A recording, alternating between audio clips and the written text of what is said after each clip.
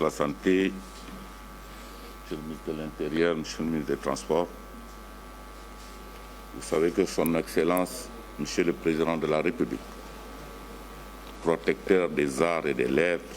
a alloué, dans le cadre des forces Covid-19, 3 milliards de francs CFA au secteur des arts et de la culture, au sortir du Conseil des ministres du mercredi 3 juin 2020. Je voudrais, à cette occasion, saisir l'opportunité de ce point de presse pour lui adresser, au nom des acteurs de la culture, notre profonde gratitude pour ce geste hautement apprécié qui va aider à atténuer les effets du Covid-19 sur le secteur des arts et de la culture. Pour la gestion de ces ressources, 2 types d'organes sont prévus. Un comité de pilotage qui aura pour mission de définir les orientations et les mécanismes de gestion du fonds, sa répartition par sous-secteur, mais également de superviser et de contrôler son utilisation par les différents bénéficiaires,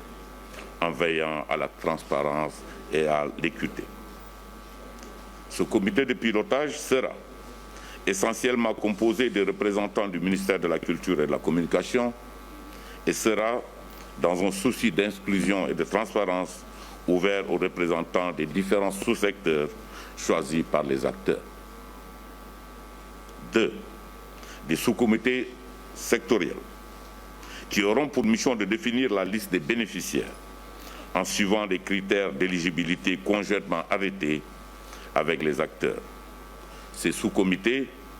concernent les secteurs du cinéma, du livre, de l'édition, du patrimoine culturel et des arts. En termes de planning, d'ores et déjà, des instructions ont été données à mes services pour finaliser les concertations avec les acteurs afin que, dès la semaine prochaine, les bénéficiaires puissent commencer à percevoir leurs appuis. Je voudrais aussi assurer l'ensemble des acteurs que je veillerai à ce que tous les concernés puissent être pris en compte dans une démarche et d'une concertation relative à la gestion des fonds. C'est aussi l'occasion pour moi de me réjouir du rôle éminemment important joué par les acteurs culturels et des gens de la presse dans la sensibilisation et la lutte contre le Covid-19 et les inviter à persévérer dans cette dynamique car le combat n'est pas encore gagné.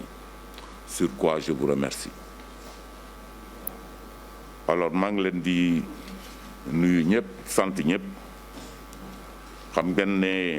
taarixu réew mi moo jagleel président de la République wattu ak aar aada ak cosaan si biir loolu xam ngeen ne encore une fois depuis que feebar bi dugg ci Sénégal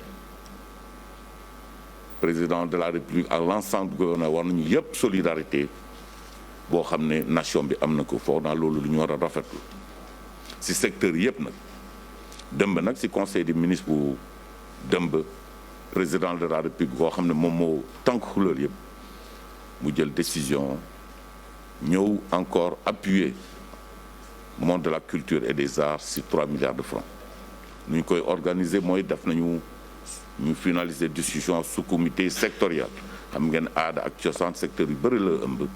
ci sous-comité yooyu yoo xam ne ak de manière inclusive ñëpp ñoo doon ensemble pour xalaat ñu définir ñu d'accord ci critères yi dinaa jox leen benn exemple par exemple lépp luy loo xam ne mooy art visuel loolu pare nañ ko ba pare parce que ñoom proposition yu ñu defal mooy xam nga ñu yëpp ñu nekk art visuel xam ngeen ne ren la biennale des arts muy biennale boo xam ne bu taxu la lu àdduna yëpp am yoo xam ne ñu ngi ko considéré comme 5e biennale bi ci àdduna ci 250 biennale yu am biennale boobu amul te biennale yooyu ak foire yooyu moom mooy jox possibilité ñëpp ñoo nekk ci art visuel ñu mun a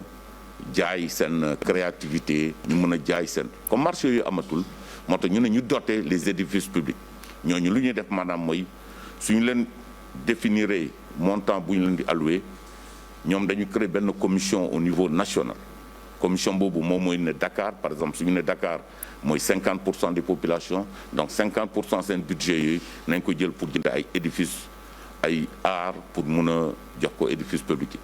su ñu demee su ma joxee exemple Saint-Louis su fekkee Saint-Louis mooy Y% de la population Y% du budget yi day dem foofu su fekkee Tamba c'est Z% de la population Z% yooyu ñoom ñooy dem foofu pendant yu mel noonu lañ mën a def lu mel noonu tam la ñuy def si loo xam ne moom mooy livre moom mooy édition jërëjëf.